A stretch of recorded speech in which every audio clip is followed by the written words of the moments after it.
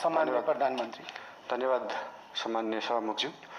यो उदाहरण एउटा दिन चाहन्छु। यो लिस्ट डेभलप कन्ट्रीबाट डेभलपिङ कन्ट्रीमा जाने अथवा डेभलपिङ कन्ट्रीबाट डेभलप कन्ट्रीमा जानेमा हाम्रै छिमेकी राष्ट्र चीन, चाइना चाहिँ अस्ति भर्खरै डेभलपिङबाट डेभलपमा गएको थियो, जबकि त्यो डेभलपमेन्टको पराकाष्ठा नागिसकेको देश हो त्यो।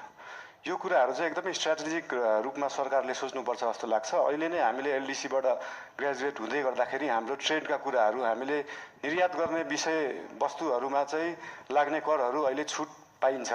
हामी चाहिँ निर्यातमुखी हुनुपर्छ। देशमा उत्पादन भएको चिजहरू चाहिँ विभिन्न राष्ट्रहरूमा हामीले एक्सपोर्ट गर्न पाऊँ भन्ने हिसाबले 2 वर्षलाई त्यसलाई तारेका हौँ। त्यसलाई अहिले आत्मविश्वास बढाउने भन्दा पनि देशलाई पैसा चाहिएको छ, पैसा बढाउनेतिर ध्यान गएको छ हाम्रो।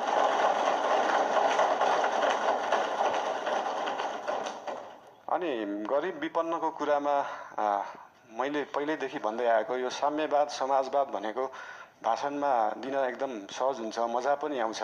तर साँच्चीकै साम्यवाद साँच्चीकै समाजवाद गर्ने भने हाम्रो काठमाडौँ महानगरपालिकामा मेयर हुँदाखेरिको म उदाहरण दिन चाहन्छु। हामीले विपन्नलाई जुन प्राइभेट स्कुलमा 10% स्कलरसिप दिनुपर्छ त्यसलाई इक्जाम लिएरै एकदमै मजाले लागू गरेका थियौँ। त्यहाँ चाहिँ विपन्नले एकदमै महँगा कलेजहरूमा पढ्न पाए। साँच्चीकै समाजवाद भने त्यो हो। र विभिन्न महँगा अस्पतालहरूमा पनि हाम्रो ऐन कानुन संविधान बमोजिम नै 10% बेड चाहिँ विपन्नलाई दिनुपर्छ भन्ने व्यवस्था थियो। त्यसको लागि हामीले वेबसाइट नै बनाएर प्राइभेट हस्पिटलहरूमा सर्जरीसम्म विपन्नलाई गराउने व्यवस्था गराएको थियौँ। त्यही हो समाजवाद साम्यवाद भने चाहिँ त्यस्तो कुरालाई भनिन्छ। र यही 10% विपन्नलाई दिनुपर्ने कुराहरू, शिक्षा र स्वास्थ्यको कुराहरू हामी देशैभरि लागू गर्न खोज्दैछौँ। यसको लागि विभिन्न जिल्लाहरूमा विभिन्न स्थानीय निकायहरूमा यसको लागि हामी सहकार्य गर्दै जानेछौँ। संविधानमा लेख्न त लेखियो फ्री शिक्षा, फ्री स्वास्थ्य, तर सरकारको बजेट त्यो छ कि छैन भन्ने कुरा सोचिएन।